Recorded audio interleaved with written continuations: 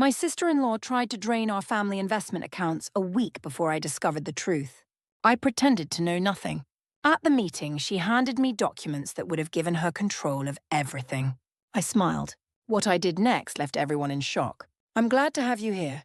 Follow my story until the end, and comment the city you're watching from so I can see how far my story has reached. The afternoon sun streamed through the floor-to-ceiling windows of our penthouse dining room as I arranged fresh orchids in the crystal vase, each delicate petal catching the light like tiny prisms. Isabella had called that morning, her voice trembling with an urgency that immediately set my nerves on edge when she asked if we could meet. Just the two of us. The desperation that leaked through her usually composed tone made my chest tighten with a dread I couldn't name. But I pushed the feeling away, focusing instead on the familiar ritual of creating beauty in my home. Isabella was my sister-in-law Vivian's younger sister, and while we'd always gotten along well during family gatherings, maintaining the kind of polite warmth that comes naturally in successful families, we'd never been particularly close on a personal level. I smoothed my hands over the imported Italian marble countertop, the same elegant surface where I'd hosted countless family celebrations over the past 5 years, each event carefully orchestrated to showcase the life Ryan and I had built together. At 32, I still took immense pride in creating a beautiful home, in maintaining that delicate balance between my demanding career as a senior CPA at Morrison & Associates and my role as devoted wife and mother to our precious Tyler. The penthouse felt unusually quiet with just me moving through its spacious rooms, my heels clicking softly against the polished hardwood floors that gleamed like mirrors. Ryan, my husband of 5 years, had been working increasingly late at his IT management firm, always claiming urgent projects and system overhauls that demanded his immediate attention well into the evening hours. And Tyler, our brilliant 8-year-old son, was currently at soccer practice with his team, his innocent laughter and boundless energy temporarily absent from our home, replaced only by the echo of my footsteps and the distant hum of city traffic far below our 32nd floor sanctuary. The doorbell chimed with its melodious tone, and I opened the heavy oak door to find Isabella standing in our marble-floored hallway, clutching her designer leather handbag against her chest like a shield protecting her from invisible threats. Her usually impeccable appearance was disheveled in subtle ways that spoke of deep distress. Her carefully applied makeup was smudged beneath her dark eyes as if she'd been crying during the entire drive across the city. And her normally perfect posture had given way to the hunched shoulders of someone carrying an unbearable burden. "Marie, thank you so much for seeing me on such short notice," she whispered, her voice barely audible above the soft classical music drifting from our sound system. "Of course, Isabella. Please come in and make yourself comfortable." I led her through our spacious foyer, past the original artwork we'd collected during our European honeymoon, and into the living room with its panoramic view of the city skyline. The afternoon light painted everything in golden hues, but I could see the tension radiating from Isabella's every movement as she set down her purse on the glass coffee table with hands that trembled visibly. "I made your favorite chamomile tea, the organic blend from that little shop in Chinatown that you mentioned. Loving so much, and I picked up those chocolate croissants from Henri's bakery this morning, because I remembered how much you enjoyed them at Tyler's birthday party." She managed a weak smile that didn't reach her eyes, but she didn't touch anything I'd so carefully prepared for her comfort. Instead, she stared at her manicured hands, her knuckles white with the kind of tension that comes from holding secrets too heavy to bear alone. "Isabella, what's wrong? You look absolutely terrified, and that's not like you at all." She looked up then, and I saw something in her dark eyes that made my blood freeze in my veins. It was a combination of fear, guilt, and underneath it all, a desperate kind of loyalty that spoke of terrible knowledge and impossible choices. "Marie, I need to tell you something, and I honestly don't know how to say it without completely destroying everything you believe about your family." My pulse quickened involuntarily, but I kept my voice steady and reassuring, drawing on the same calm professionalism that had served me well in countless client meetings where I'd delivered difficult financial news. "Whatever it is, whatever's happened, we'll figure it out together. You know I care about you." Isabella let out a shaky breath, tears threatening to spill over the carefully constructed barriers she'd built around her emotions. "It's about Vivian and Ryan. About what they've been doing behind your back." The world seemed to shift slightly on its axis. the familiar contours of my beautiful living room suddenly feeling unstable and uncertain. But I forced myself to remain still and composed, my hands folded calmly in my lap despite the chaos beginning to swirl in my mind. What about them? What do you mean? She's been stealing from your family, Marie. Systematically, methodically, for months. The words rushed out of her as if she'd been holding them back for so long that they'd built up an unbearable pressure inside her chest. I've known for weeks now, ever since I accidentally saw documents in her home office when I was visiting. Bank statements, investment transfers, offshore account information, power of attorney forms. She's been systematically moving money from your family accounts into investments and shell companies that she controls completely. I felt something inside me crack like ice on a frozen lake, a sharp, clean break that seemed to echo through my entire body. But my voice remained steady even as my world began to collapse around me. Are you absolutely certain about this? Isabella nodded miserably, tears now flowing freely down her cheeks, carrying her mascara with them in dark streaks. I confronted her about it directly, hoping against hope that there was some innocent explanation, some legitimate reason for what I was seeing. She didn't even try to deny it, Marie.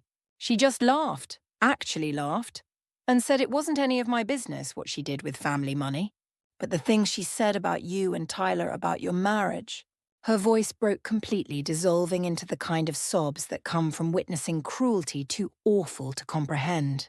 What things? I asked, though every instinct I possessed was screaming at me not to hear the answer. She said you were naive and trusting, that you'd never been cut out for real wealth management, that Ryan was weak and easily manipulated when it came to family loyalty. She said once she had complete control of your family investments, she'd make sure you got nothing in any divorce settlement because you'd never be smart enough to figure out where the money had really gone. Isabella's voice gained strength as anger began to override her grief. She's been planning this for months, Marie, maybe even years. The whole thing has been one elaborate, calculated theft. She's been working on Ryan systematically, convincing him to give her power of attorney over certain accounts, telling him she was protecting your family's assets from market volatility. The room spun around me like a carnival ride gone horribly wrong, but I gripped the leather arm of my chair and held on, drawing on reserves of strength I hadn't known I possessed. 5 years of marriage built on what I'd believed was love and mutual respect. A son I was raising with devotion and dreams of his bright future. A sister-in-law I'd welcomed into our most intimate financial planning discussions, trusting her with knowledge of our most valuable assets. All of it crumbling. All of it revealed as an elaborate deception built on greed and calculated manipulation. Why are you telling me this? I whispered, the words scraping against my throat like sandpaper. Isabella reached across the coffee table and grasped my hand with both of hers, her grip desperate and pleading. Because it's wrong, Marie. Because in all the time I've known you, you've been nothing but generous and kind to our entire family. And you don't deserve to have your life destroyed by someone you trusted. Because Tyler doesn't deserve to have his future stolen by his own aunt, someone who should be protecting him instead of robbing him. She paused, wiping her eyes with the back of her free hand, leaving streaks of makeup across her skin.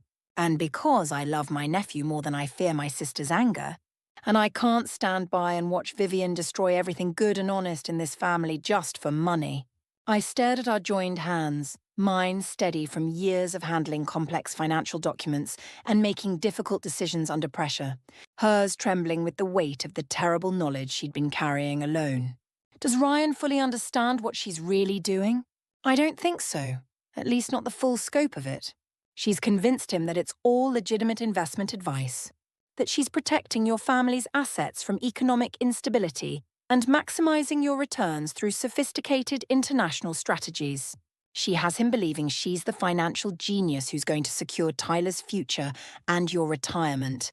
I pulled my hand free and stood up slowly, walking to the massive window that overlooked the glittering city skyline spread out below us like a circuit board. The view was breathtaking, but I found myself automatically calculating property values.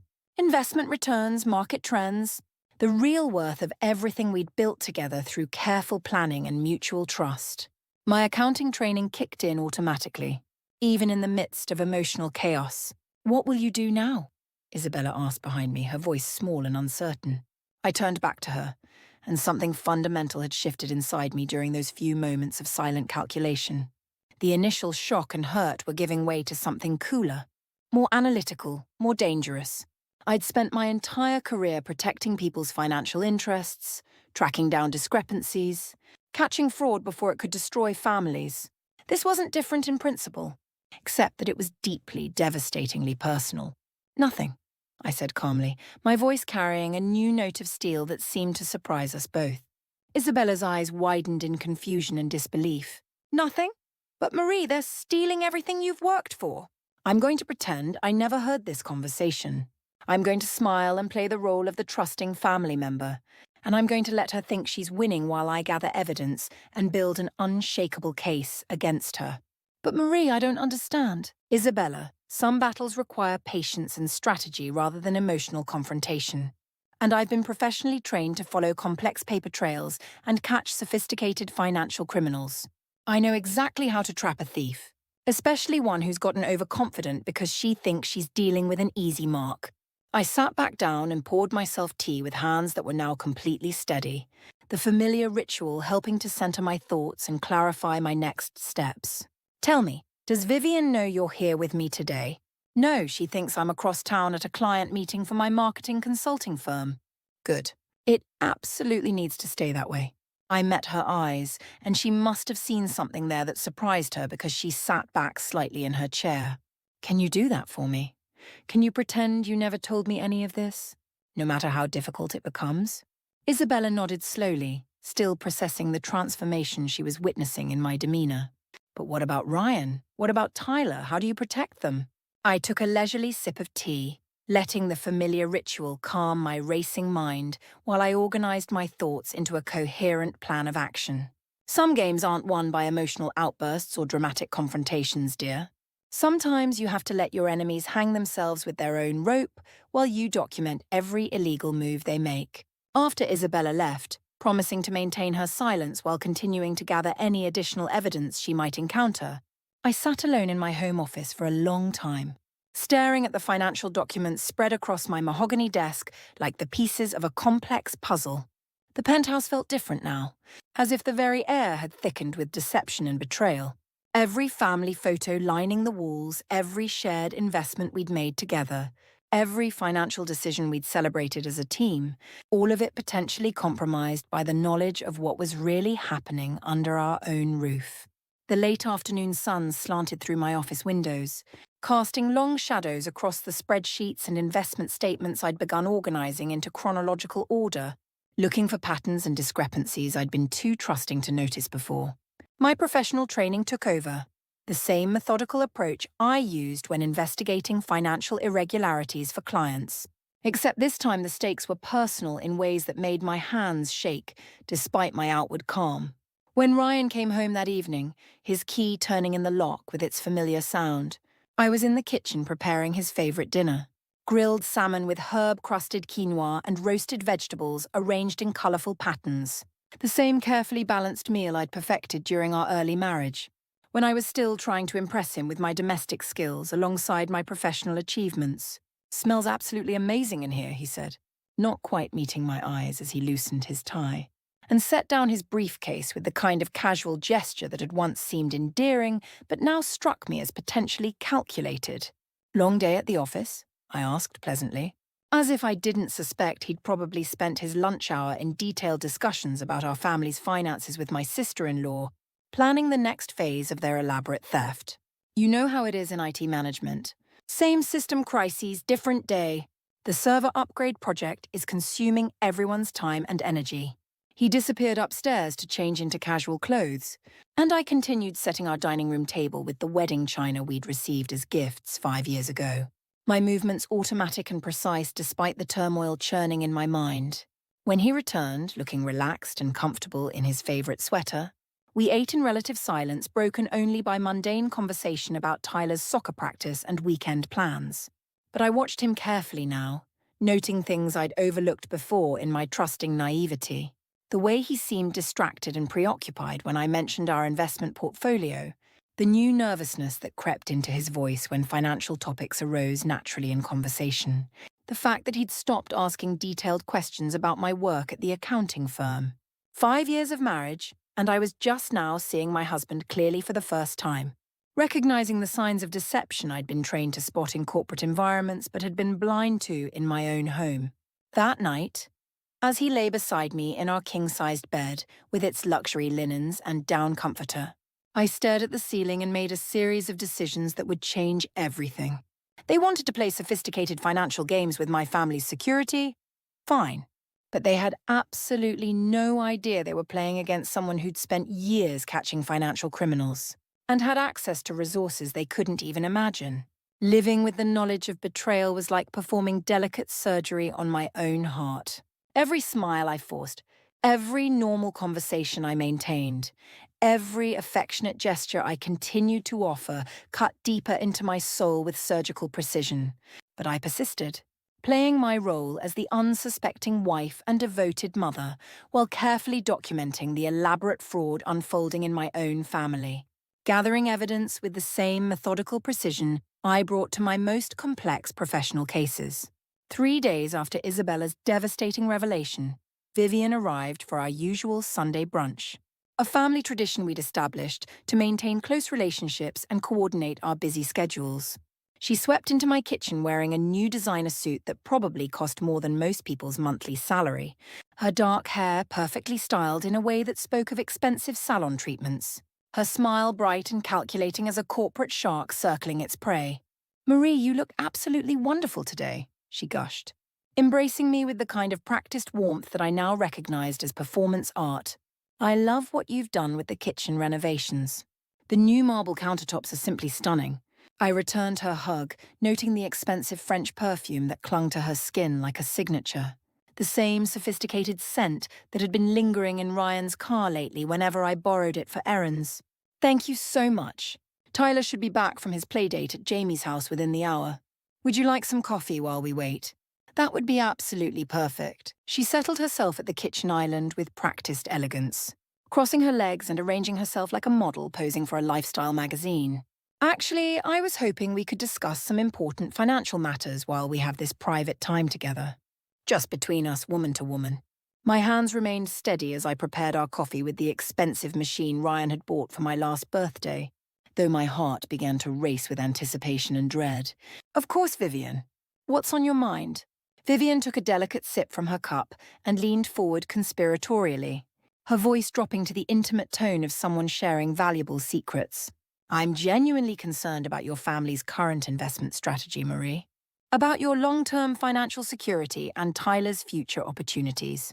The sheer audacity of it nearly took my breath away. The way she could sit in my kitchen, drinking my coffee, and pretend to be concerned about the very assets she was systematically stealing. Here she was, the architect of our financial destruction, performing the role of caring family advisor with Oscar-worthy dedication. "Oh, what specifically concerns you about our portfolio?" "Well, the market has been incredibly volatile lately, as I'm sure you've noticed in your professional work. Your current investment strategy, while admirably conservative, really isn't maximizing your potential returns in this economic climate." She placed her perfectly manicured hand over mine in a gesture that I now recognized as calculated manipulation disguised as feminine solidarity. "With Tyler's future to think about, college expenses that keep rising every year, your own retirement planning, not to mention unexpected emergencies, you could be doing so much better with the right guidance." I nodded thoughtfully, as if seriously considering her words rather than cataloguing every manipulative technique she was employing. "You know, you might be right about that. We have been rather cautious with our investment approach." Vivian's eyes lit up with satisfaction that she tried unsuccessfully to disguise as professional concern for our welfare. "I've been researching some incredible opportunities that could really benefit your family in substantial ways. Offshore investment vehicles, sophisticated tax avoidance strategies, international portfolios with much higher yield potential. I could help you restructure everything for maximum benefit." "You think we should give you power of attorney over our major accounts?" I asked, my voice carefully neutral despite the rage building in my chest. "I'm not necessarily saying that," she backtracked quickly, but I could see the excitement burning beneath her concerned facade like fire behind glass. I just think you deserve access to the best financial advice available. The kind of sophisticated strategies that wealthy families use to preserve and grow their assets. You work so incredibly hard, Marie. You deserve to see real substantial returns on your investments. The irony was suffocating, sitting heavy in my chest like smoke from a toxic fire. That's very thoughtful of you to offer your expertise. I genuinely care about this family's future, she continued, her voice taking on the practiced sincerity of a seasoned confidence artist. Tyler's education and opportunities are incredibly important to me. And honestly, with your CPA background and professional expertise, you of all people should understand the tremendous value of diversified, aggressive growth strategies in today's market. I smiled and nodded, playing the role of the grateful family member, being guided toward better financial decisions by her caring and knowledgeable sister-in-law. Inside, I was cataloguing every word, every gesture, every calculated manipulation, building a mental case file that would soon become a very real legal document. When Tyler burst through the front door like a small hurricane, his soccer cleats clattering on the hardwood floors and his face flushed with excitement from his playdate, the dynamic in the room shifted immediately. Vivian transformed herself into the devoted aunt with seamless efficiency, asking animated questions about his soccer game, praising his latest artwork that was displayed on our refrigerator, listening with apparent fascination to his excited chatter about a science project on solar systems. But I noticed how her eyes would drift repeatedly to her expensive smartphone whenever new messages arrived, probably coordinating her next financial moves or communicating with other conspirators in her elaborate scheme. Ryan entered the kitchen 20 minutes later, claiming he'd been delayed by an urgent work call that couldn't wait until Monday. His tie loosened and his hair slightly disheveled in a way that suggested genuine stress. Vivian's demeanor changed subtly when he appeared, becoming more businesslike and focused, her posture straightening as she shifted into what I now recognized as her professional predator mode. "Ryan, your timing is absolutely perfect," she said, her voice taking on an authoritative tone that commanded attention. "I was just discussing some promising investment opportunities with Marie." "Oh, that's right," Ryan said, his attention immediately and completely focused on her words. "The offshore portfolio restructuring we talked about last week?" "Exactly that. I think your family could realistically see annual returns of 15 to 20% with the right strategic positioning." The way she looked at Ryan when she mentioned those impossible returns made my stomach turn with a mixture of disgust and pity. But I continued clearing Tyler's soccer equipment with steady hands, maintaining my pleasant expression while internally documenting every detail of their interaction. "That sounds absolutely incredible," I said, with just the right note of excitement and gratitude. "We could really use that kind of growth for Tyler's college fund and our retirement planning." After brunch, while Tyler settled into his room with video games and homework, Vivian and Ryan remained in our living room, their conversation taking on the low, intense quality of conspirators finalizing their plans. I moved around the kitchen cleaning up, straining to catch fragments of their words that drifted through the open doorway. "Documents are ready for signatures." Vivian's voice urgent and businesslike. "She'll sign them without question." Ryan's reply confident in my continued naivety. "Better move quickly before she gets suspicious." Vivian again, impatience creeping into her professional tone. "She trusts family completely." Ryan, dismissive of my financial acumen and professional training. "They were catastrophically wrong about that. I trusted numbers, legal documentation, federal banking regulations, and criminal prosecution." But I continued loading our dishwasher and wiping down counters, humming softly to myself as if I didn't have a care in the world beyond domestic harmony. The following week, I made a carefully planned appointment with Jennifer Mitchell, a forensic accountant who specialized in complex financial fraud cases and had an impeccable reputation for working with federal investigators.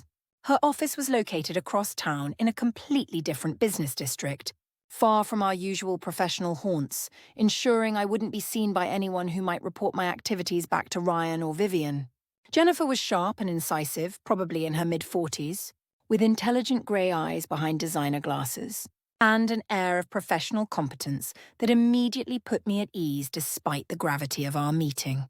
"Mrs. Thompson," she said, after I'd carefully explained my situation without revealing names or specific details, "I have to ask why haven't—" You confronted your husband and sister-in-law directly about these financial irregularities. I clasped my hands in my lap, choosing my words with the precision I'd learned in years of sensitive client meetings. Because I want to understand the complete scope of what I'm dealing with before I make any irreversible moves. Our family assets, our son's future security, our long-term financial stability. I need to know the full extent of what's happening before I can determine the best course of action. Jennifer nodded approvingly, making notes on her legal pad. That's an extremely smart approach, especially given the complexity of modern financial fraud. Let's start with the documentation you've been able to gather. What concrete evidence do you currently have?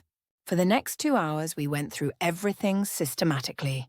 The investment accounts established over 5 years of careful saving and strategic planning. The education trust fund I'd established for Tyler's future, the real estate investments we'd made together in various markets, the retirement portfolios we'd been building methodically. Most importantly, we examined the power of attorney documents that Ryan had been gradually pressured to sign, giving Vivian increasing access to accounts she had absolutely no legal right to control. This is very interesting from a forensic perspective, Jennifer said, studying the bank statements and transaction records I'd been secretly gathering. These transfer patterns show a clear, systematic approach to asset movement. Your sister-in-law has been extremely careful to stay just under the federal reporting thresholds that would trigger automatic fraud alerts. What kind of pattern are you seeing? She's been moving money in relatively small increments over extended periods to avoid detection. But when you aggregate them over the time frame you've provided, we're talking about very significant amounts. Jennifer pulled out a calculator and began running numbers with practiced efficiency. Based on these preliminary statements, she's already successfully transferred approximately $230,000. I sat back in my leather chair, feeling something like cold fury settle deep in my chest for the first time since this nightmare began, a controlled anger that felt more powerful than any emotional outburst. So if I can definitively prove this systematic pattern, you would have grounds not only to recover every stolen penny, but to pursue serious criminal charges for wire fraud, identity theft, conspiracy, and potentially financial elder abuse if your husband was coerced through manipulation. Jennifer's voice carried the satisfaction of a professional who enjoyed catching sophisticated criminals. Additionally, the international components she's using would make this a federal case, which carries much more serious penalties. And she has no idea I've been building this case against her. Jennifer shook her head with something approaching admiration.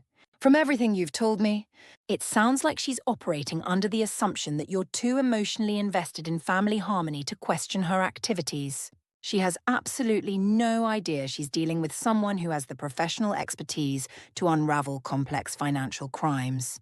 I left Jennifer's office feeling lighter and more focused than I had in weeks, my mind already organizing the next steps in what was becoming an intricate legal strategy. Vivian and Ryan thought they were playing sophisticated financial games with a naive victim, but they didn't even understand the basic principles of forensic accounting or federal fraud investigation. That evening, I watched as Ryan struggled to maintain his facade of the concerned and protective husband. He asked about my day with forced interest that didn't quite mask his underlying anxiety, discussed Tyler's homework and upcoming soccer games with manufactured enthusiasm that felt hollow, and kissed my forehead goodnight with lips that had been systematically lying to me for months. But I could see the hairline cracks beginning to appear in his performance. The guilt was eating at him from the inside, even as his greed and Vivian's manipulation convinced him he was protecting our family's interests. "Ryan," I said as we prepared for bed, following our usual nighttime routine, "I've been thinking more about what Vivian said regarding our investment strategy." He stiffened almost imperceptibly his back to me as he hung up his work shirt in our walk-in closet. "What about it specifically? Maybe she's right about us being too conservative with our portfolio management. Maybe we should be more aggressive in pursuing higher returns." He turned then, and I saw a flash of something unmistakable in his eyes, relief mixed with anticipation. The look of someone who'd been waiting for exactly this conversation. "Are you saying you want to restructure our major investments?" I shrugged with carefully calculated casualness, as if the thought didn't make every professional instinct I possessed scream warnings. "I'm saying maybe it's time we trusted family members who have more sophisticated financial expertise than we do." Ryan nodded slowly, trying to maintain a thoughtful expression while clearly fighting back the satisfaction that was threatening to break through his careful mask. If that's what you want, Marie, if you're comfortable with that level of change, then I support whatever decision you make. I just want our family to be as financially secure as possible. Liar. But I smiled back at him with warm affection, playing my assigned role in this elaborate deception while mentally preparing for the next phase of my counterattack. I want Tyler to have every possible opportunity available to him. As I lay in bed that night, listening to Ryan's increasingly satisfied breathing beside me as he drifted off to sleep, I thought about Vivian's triumphant smile during our kitchen conversation, about the expensive clothes and jewelry she'd been wearing to recent family gatherings, about the way she calculated every interaction for maximum financial advantage while maintaining her facade of family loyalty. They thought they were so incredibly clever. They thought they'd already won this game before I'd even realized we were playing. They had absolutely no idea that the endgame was just beginning. The offices of Sterling and Associates occupied an entire floor of a gleaming downtown skyscraper, all glass and brushed steel designed to project an image of cutting-edge success and sophisticated financial expertise. I sat in the luxurious reception area, my hands folded calmly in my lap while I observed the carefully orchestrated environment around me. While Ryan paced restlessly near the floor-to-ceiling windows that offered a panoramic view of the city, checking his phone constantly with the nervous energy of someone whose entire future depended on the next few hours. He'd been increasingly anxious all morning, snapping at Tyler over a minor breakfast spill, and muttering under his breath about finally securing our family's financial future in ways that would have seemed touching if I hadn't known the truth. Vivian had insisted on attending this meeting, claiming she wanted to personally ensure everything went smoothly for our family's benefit, and that we fully understood the sophisticated investment strategies being proposed. She sat beside me now in the plush leather seating, her expensive laptop open as she reviewed documents with the practiced efficiency of someone completely confident in her expertise, occasionally making notes with a gold pen that probably cost more than most people spent on jewelry. Her confidence was palpable, radiating from her like heat from a fire. The satisfaction of someone who believed victory was not just within reach but already guaranteed. Mrs. Thompson, Mr. Thompson, a distinguished man in a perfectly tailored suit that screamed expensive, approached our seating area, with the confident stride of someone accustomed to handling enormous sums of money. I'm David Sterling. Thank you both for coming in today, and for trusting our firm with your family's financial future. Ryan had chosen Sterling himself after extensive research, claiming the man was universally regarded as the best investment attorney in the city, with an impeccable reputation for creating sophisticated wealth management strategies. What Ryan hadn't mentioned, and what my own research had revealed, was that Sterling was also a longtime associate of Vivian's from their shared business school network, a professional relationship that explained far more about this entire situation than Ryan realized. We were led through the office's marble-floored corridors, past original artwork and tasteful displays of wealth, into a conference room dominated by floor-to-ceiling windows offering a breathtaking view of the city sprawling out below us like a vast game board. Sterling took his position at the head of the massive mahogany table, spreading documents across its polished surface with the practiced efficiency of someone who'd orchestrated thousands of similar meetings, each one representing millions of dollars in managed assets. Ryan settled into the chair to Sterling's right while I took the seat directly across from them, maintaining perfect posture despite the storm of emotions churning beneath my calm exterior. Vivian positioned herself strategically at the side of the table, close enough to guide the proceedings but maintaining the careful appearance of family support rather than active participation. Before we begin with the specific details, Sterling said, his voice carrying the smooth authority of someone completely accustomed to controlling rooms full of wealthy people, I want to ensure everyone fully understands that these investment restructuring strategies are specifically designed to maximize your family's long-term wealth accumulation, while minimizing tax liability through perfectly legal international positioning. Both parties have expressed a strong desire to handle this matter with complete transparency and mutual understanding. I nodded graciously, projecting the image of an engaged and supportive wife. Of course, that's exactly what we all want for our family. Ryan shot me a quick glance, probably surprised by my enthusiastic and cooperative tone after weeks of what he'd interpreted as hesitation about major financial changes.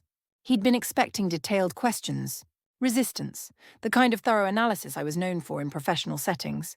Instead, I'd been nothing but trusting and supportive since agreeing to this meeting, which had clearly pleased him more than he was trying to show. Excellent, Sterling continued with evident satisfaction. Now, let's review the comprehensive investment strategy we've developed specifically for your family's unique situation. He slid a thick leather folder across the table toward me, the document heavy with the weight of legal language and financial complexity. As you'll see when you review these materials, we've structured a comprehensive portfolio designed to optimize your returns while minimizing tax liability through strategic offshore positioning and international diversification.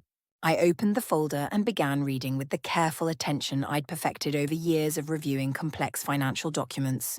My expression remaining neutral even as my professional training screamed warnings about every paragraph.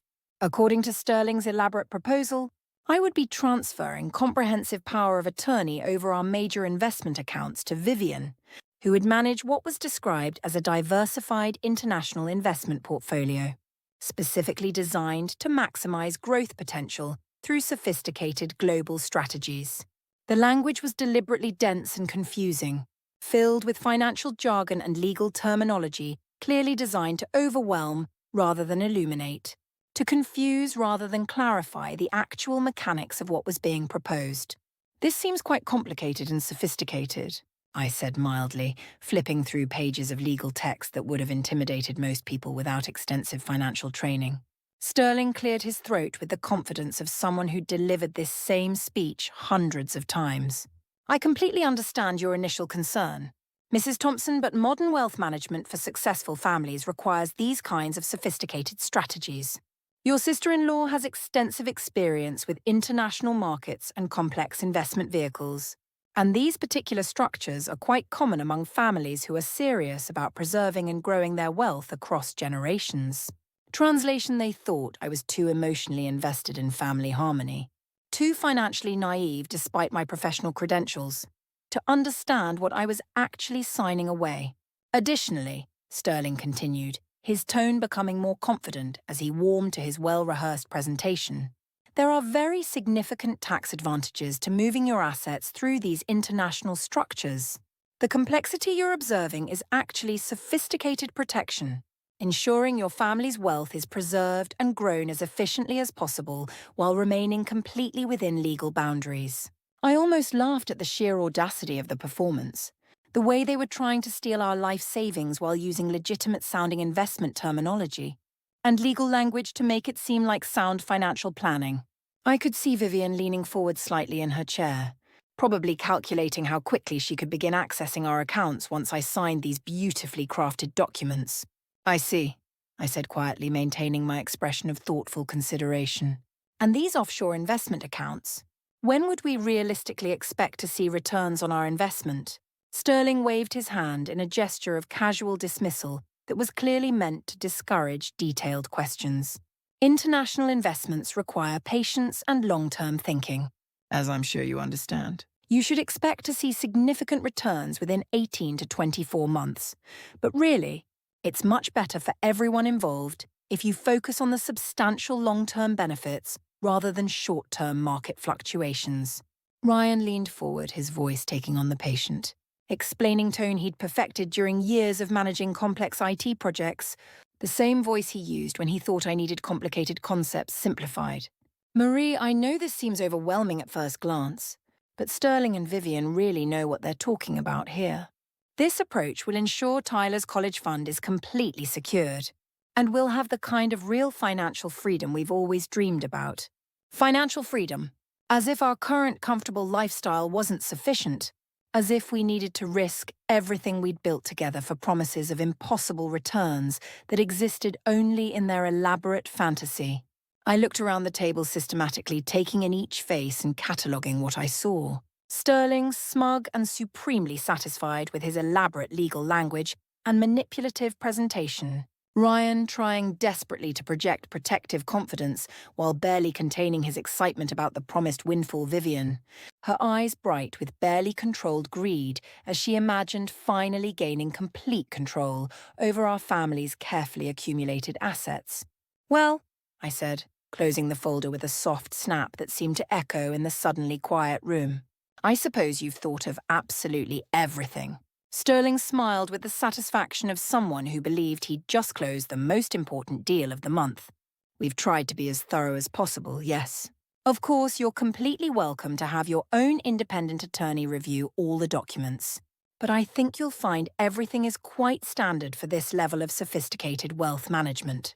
Sophisticated wealth management. Such an elegant euphemism for an elaborate fraud scheme targeting a trusting family who'd made the mistake of believing in loyalty and honesty. That won't be necessary, I said, reaching for the expensive pen Sterling offered with a flourish. Where exactly do I need to sign? The room went completely silent. The kind of profound quiet that follows an unexpected earthquake. Even Vivian looked genuinely surprised by my immediate and complete capitulation to their scheme. Are you absolutely sure about this? Marie? Ryan asked, his voice uncertain despite his obvious eagerness to proceed. Maybe you should take some additional time to review everything thoroughly. I turned to my husband.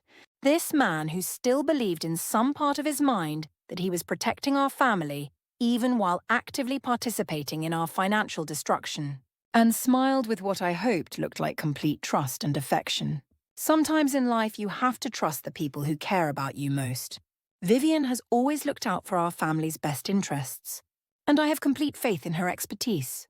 Ryan was nodding enthusiastically now, clearly pleased and relieved by my demonstration of faith in his decision-making abilities. He'd been preparing for complicated questions about risk management and due diligence, detailed analysis of market conditions and regulatory compliance. My unquestioning trust was making everything much easier than he'd dared to hope. The signature goes right here, Sterling said, pointing to a line at the bottom of the final page with barely contained excitement. And here on the second page, and please initial here and here. I signed my name with steady, precise strokes. Each letter carefully formed with the same attention to detail I brought to every important document in my professional life. Marie Elizabeth Thompson, the same signature I'd used on our marriage certificate 5 years ago, back when I'd believed Ryan and I were building something permanent together based on honesty, mutual respect, and shared dreams for our future. There, I said, setting down the pen and looking directly at Vivian with what I hoped appeared to be complete gratitude and trust. I hope this gives our family everything you've promised us. Something flickered in her eyes then, a complex mixture of triumph and what might have been guilt, or perhaps simply satisfaction that her elaborate plan had succeeded so completely and with so little resistance. Ryan could barely contain his relief and excitement, reaching over to squeeze my hand with genuine emotion, coloring his voice. Thank you for trusting us with this, Marie. This is truly going to change everything for our family in ways you can't even imagine yet. Change everything. He had absolutely no idea how prophetic those words would prove to be. Thank you both so much, I said warmly, meeting Vivian's satisfied gaze with what I hoped looked like serene gratitude. I feel so much better knowing our family's financial future is in such capable and caring hands. As we prepared to leave the office, Sterling gathered the freshly signed documents with obvious satisfaction, his movements quick and efficient. I'll process these transfers immediately through our international banking partners. You should see the first phase of investments activated within 48 hours. 48 hours until Vivian believed she had achieved complete control over our family's carefully accumulated assets. 48 hours until they discovered that some games have rules and consequences that the players don't even know exist until it's far too late to change course. Outside the building, as we stood on the busy sidewalk with crowds of people rushing past us, Ryan hugged me tightly, his relief and excitement palpable in the way his entire body seemed to relax for the first time in weeks. I know this was a huge step, but you absolutely won't regret trusting us. Vivian really knows what she's doing, and our family's financial future is going to be incredible. I smiled and nodded, continuing to play the role of the trusting wife who'd just made the biggest financial decision of her life. based entirely on family loyalty rather than professional analysis. Inside, I was thinking about the phone call I needed to make to Jennifer Mitchell, about the FBI Financial Crimes Unit she'd already contacted on our behalf, about the elaborate trap that was about to spring shut with devastating precision. "I'm completely confident that everything will work out exactly as it should," I said, meaning every single word in ways they couldn't possibly comprehend. I was reviewing quarterly reports for one of my most important clients in my home office, surrounded by the familiar comfort of spreadsheets and financial analysis, when my phone rang with its distinctive tone. Ryan's name appeared on the caller ID, and for the first time in weeks I felt genuine anticipation mixed with grim satisfaction as I answered. "Hello, Ryan. Marie, we need to talk immediately." His voice was tight with panic and confusion, all pretense of confidence and control completely abandoned in favor of raw fear. I saved my work methodically and leaned back in my ergonomic chair, allowing myself a small smile of satisfaction. "Of course, darling. What's wrong?" "There's been some kind of terrible mistake with the investment transfers. Sterling called me this morning in a complete panic. He says the offshore accounts have been frozen by federal investigators." "Frozen?" I kept my voice perfectly pitched between concern and confusion. "What does that mean exactly?" The silence on the other end stretched long enough that I wondered if the call had been dropped. Then his voice came back, higher and more desperate than I'd ever heard it. "The FBI, Marie. The Federal Bureau of Investigation is actively investigating Sterling's investment firm for systematic fraud. They've seized all the accounts, frozen all the assets, confiscated every penny we signed over yesterday. Our money is gone? I don't know what's happening. Sterling isn't returning any of my calls. His office says he's unavailable for comment. And Vivian keeps saying it's just a temporary misunderstanding, that these things happen sometimes with international investments, but..." He trailed off, and I could hear the doubt and growing panic creeping into his voice like poison. I stood up and walked to my office window, looking out over the city where our life had been built on 5 years of careful financial planning, mutual trust, and what I'd believed was genuine love. "Ryan, I need to ask you something. And I need you to be completely honest with me for once. Of course, anything. Did you know what Vivian was really doing with our money?" The sharp intake of breath told me he hadn't expected such a direct and pointed question. For weeks, he'd been operating under the comfortable assumption that I was too trusting and emotionally invested in family harmony to question anyone's motives or methods. "What do you mean by that?" he asked. But there was no conviction in his voice anymore, only the hollow sound of someone whose world was collapsing. "I mean, did you know she'd been systematically transferring money out of our accounts for months before yesterday's meeting? Did you know she'd already stolen nearly $230,000 from our family before we ever walked into Sterling's office?" Another long silence filled only with the sound of his increasingly rapid breathing. Then, in a voice that sounded like a man watching everything he'd believed about his life crumble into dust, "How do you know about those transactions?" "Because I'm a CPA, Ryan. Because I've been professionally trained to track complex financial irregularities and catch sophisticated fraud. Because I've been working with federal investigators for weeks to build an airtight case against your sister." "You knew?"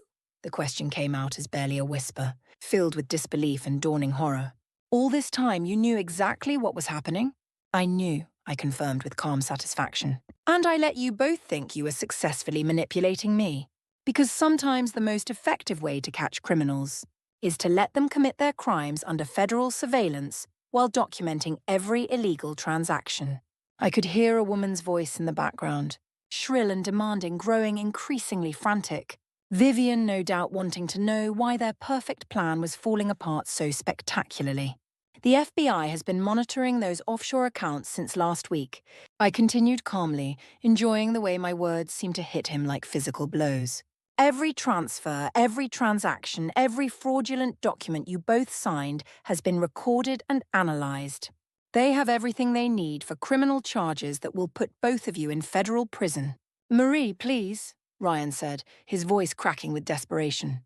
"I thought I was helping our family." Vivian convinced me it was all legitimate, that we'd make more money than we ever dreamed possible. "By stealing from your own wife and son?" I asked, my voice finally showing some of the anger and betrayal I'd been holding back for weeks. "By letting your sister manipulate you into betraying your family's trust and security?"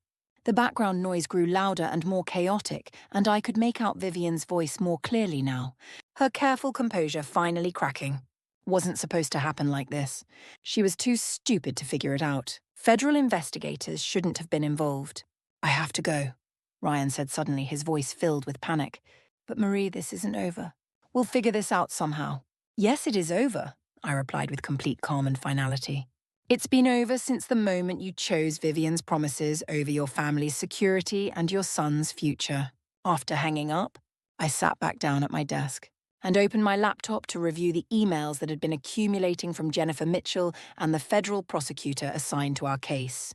There were final documentation requirements to complete, witness statements to review, and several more legal steps in the process that would ensure Tyler's future was protected, and that the people who'd tried to destroy us would face appropriate consequences for their choices. An hour later, Tyler burst through the front door like a small tornado, his soccer cleats clattering on our hardwood floors and his face flushed with excitement from an apparently successful practice session. Mom, guess what happened at practice today? I closed my laptop and gave my brilliant son my complete attention, as I always did. Tell me everything, sweetheart. As Tyler launched into an animated and detailed description of the goal he'd scored during scrimmage. Tasen en amen a 10, complete with dramatic gestures and sound effects. I felt something I hadn't experienced in weeks, genuine peace. Whatever legal proceedings lay ahead, whatever happened with Ryan and Vivian's criminal cases, whatever adjustments our family would need to make, Tyler would be completely protected. Our family's assets were secure, the stolen money would be recovered with interest, and the people who'd tried to destroy us would face federal prosecution for their crimes. Looking at my son's bright, innocent face as he demonstrated his soccer moves in our living room, I realized that some battles are fought not for revenge or personal satisfaction, but for protection of what matters most. Not to destroy other people, but to preserve and safeguard the future of those we love above all else. The real victory wasn't in catching the thieves or seeing them punished, though that satisfaction was certainly present. The real victory was in ensuring that Tyler would grow up knowing his mother had fought intelligently and effectively for his future. That honesty and professional competence could triumph over greed and manipulation. That family meant protecting each other rather than exploiting trust for personal gain. Tomorrow would bring the beginning of legal proceedings, asset recovery, and the process of rebuilding our lives without the people who'd tried to steal our future. But tonight, I would simply be grateful for my son's laughter, for my own strength and professional skills, and for the knowledge that sometimes the best defense is patience, careful preparation, and the courage to let justice take its inevitable course. 3 months later, I stood in my kitchen preparing breakfast for Tyler before his first day back at school after the Christmas holidays. The same kitchen where I'd entertained Vivian's false investment advice and endured her calculated manipulations with a smile. But today the space felt entirely different, peaceful, honest, filled with genuine hope for the future we were building together. Tyler sat at our marble counter, carefully organizing his new school supplies with the same methodical concentration he'd inherited from my analytical nature. The resilience of children continued to amaze me, the way he'd adapted to our new reality with such grace. How little the complex adult dramas of fraud and betrayal had managed to touch his innocent world. "Mom, will Dad be coming to my soccer game this weekend?" he asked, his voice carefully neutral in the way children learn when they're trying to protect adults from their own confusion. I paused in packing his insulated lunch bag.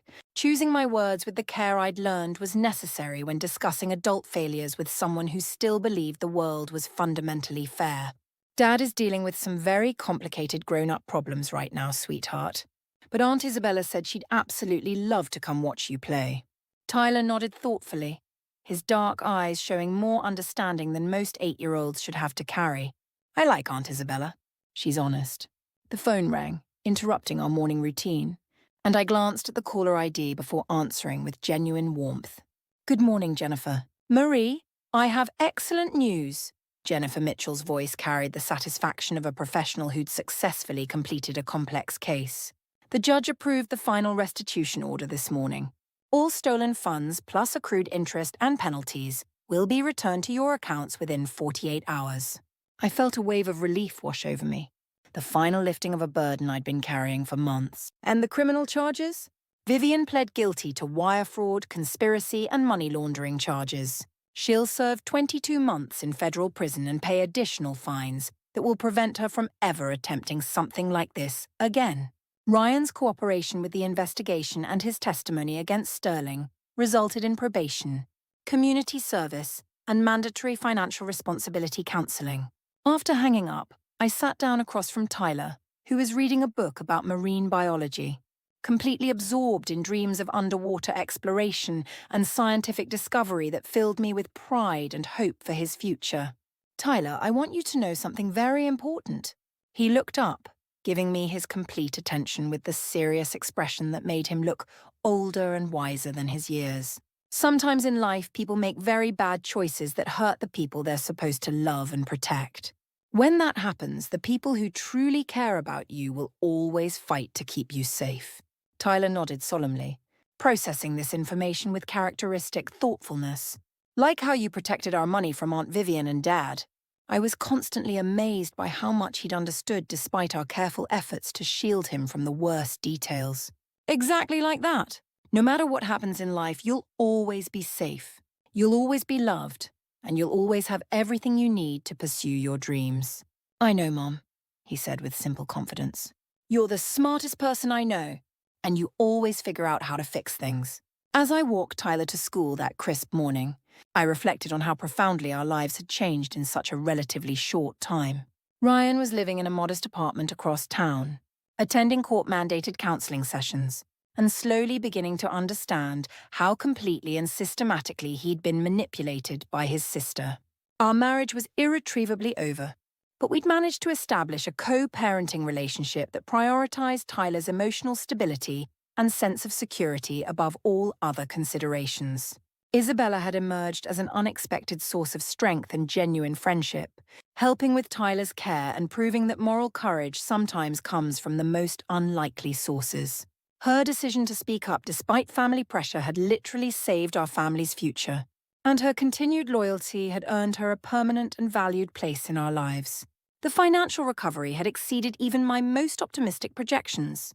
Not only had we recovered every stolen dollar, but the federal investigation had revealed additional hidden assets that Vivian had attempted to conceal, resulting in a net financial gain that completely secured Tyler's college fund and our long-term financial independence. But the real victory was quieter and more personal than any monetary recovery. I'd discovered reserves of strength and strategic thinking I hadn't known I possessed, an ability to plan and execute complex operations while protecting what mattered most. The betrayal that was intended to destroy us had instead revealed our fundamental resilience and capacity to rebuild something better from the ashes of broken trust.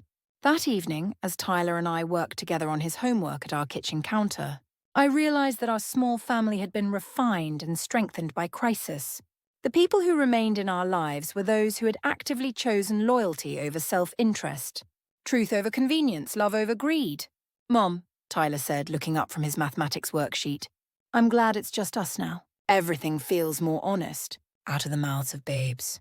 My 8-year-old son had articulated what I'd been feeling, but couldn't quite express that authenticity, even when it comes with loss and difficult adjustments, is infinitely preferable to relationships built on deception and manipulation. "Me too, sweetheart," I said, ruffling his dark hair with affection. "Me too." As we settled into our evening routine, Tyler reading in his room while I reviewed client files in my home office, I felt a profound sense of completion and peace, not because our story was finished. Tyler would continue growing up. There would inevitably be new challenges and opportunities. Life would continue with all its beautiful complexity. But because I finally understood exactly who I was beyond being Ryan's wife or anyone's victim, I was Marie Thompson, protector of my son's future, guardian of our family's integrity, survivor of sophisticated financial predators, and architect of our new beginning built on honesty and strength. The penthouse settled around us with familiar sounds, the comforting rhythm of a life rebuilt on solid foundations of truth and mutual respect.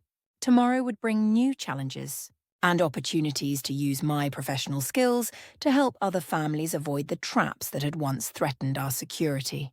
But tonight, I would simply be grateful for survival, for discovery, for the knowledge that at any age and in any situation, it's never too late to fight intelligently for what matters most, to protect the people you love with every resource at your disposal, and to build something beautiful and lasting from the ruins of what came before.